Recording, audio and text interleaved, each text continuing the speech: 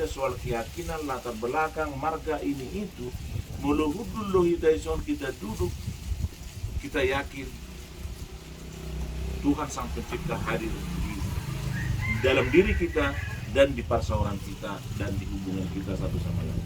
Itu pandangan saya. Kehabisan pertanyaan. Pertanyaan khusus saya ini untuk Laihojot yang kita undang khusus datang dan bergabung dengan kita karena kita ingin kelompok Joro Boraspati ini dan dalam berbagai kegiatannya supaya dilihat aktivitasnya.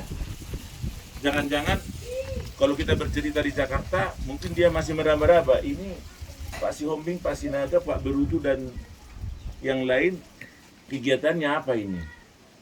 Tetapi tadi malam kita kan memuji Tuhan di sana, berdoa di sana, ya semua based on Alkitab yang kita yakini gitu loh.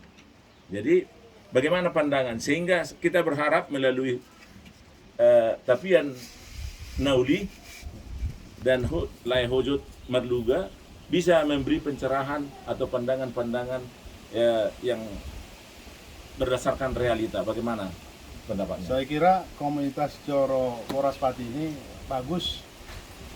Saya belajar begini, organisasi komunitas seperti bara yang berkumpul.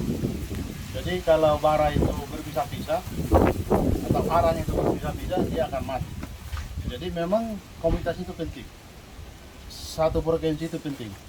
Satu hati itu penting. Jadi itu komunitas Joro Boraspati ini menurut saya harus menjadi komunitas yang militan, yang membara, walau sedikit dia arangnya, apinya hidup terus. Saya kira itu. Jadi kalau tadi pertanyaannya bagaimana suasananya, saya merasa ya saya percaya pada Tuhan pencipta alam, Yesus juru selamat. Ya yang saya akui bahwa mereka lah yang menurunkan nenek moyang kita. Saya akui, jadi tidak ada yang menyimpang. Perasaan saya bersyukur saja, nyaman saja.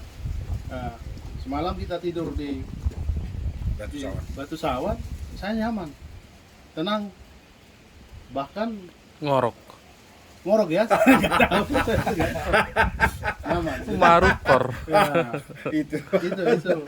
Ya, dengan kehadiran dan bergabungnya Laihojot Marluga di dalam perjalanan kita ini, baik dari kemarin